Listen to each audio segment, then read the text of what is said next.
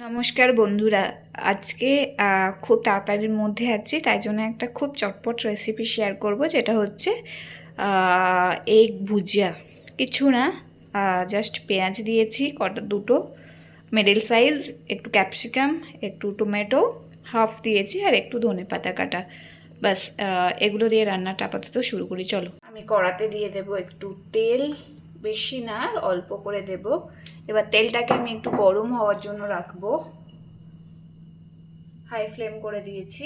তেল গরম হয়ে গেছে, দিয়ে দেব একটু জিরে, তারপরে আমি ফার্স্ট দিয়ে দেব পেঁয়াজ,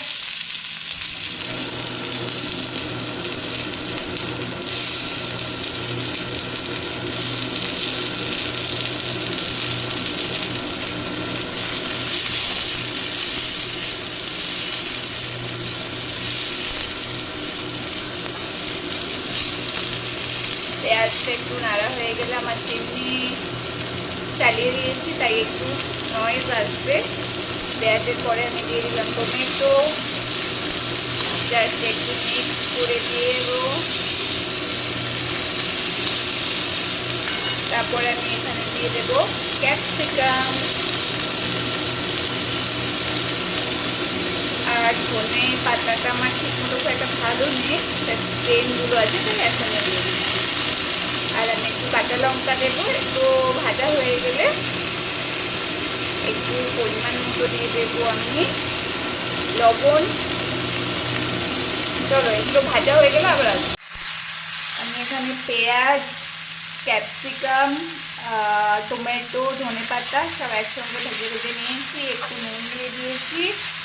এবার আমি ডিমটা ভেঙে দিয়ে দেবো। ডিমের সাইজ প্রচণ্ড ছোট।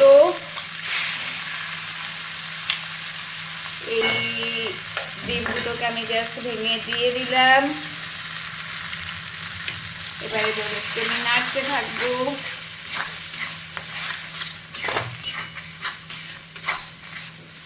একটু চিকেন মশলা দিয়ে দেব। চিকেন মশলাটা একটু নাড়ানাড়ি করলেই হয়ে যাবে ডিম ভুজিয়া রেডি। এটা 1 মিনিট মতো একটু নাড়ানাড়ি করব, যাতে মশলার কাঁচা ফ্লেভারটা চলে যায়। এটা আমি 2টো ডিমের করেছি, কিন্তু বেশ অনেকটাই দেখাচ্ছে। আর অন্য কীরকম এতে দেখা যাচ্ছে, ক্যাপসিকাম, পেঁয়াজ, টমেটো সবেতে বেশ পরিমাণটা বেড়ে গেছে। চলো, আমি একটু আমার ডিম ভুজিয়া প্রায় রেডি হয়ে গেছে। Bye bye. তো এই হলো আজকের ডিনার, রুটি, ডিম ভুজিয়া আর মিহিদানা, আর এটা লর চমচম টাইপের। Bye bye.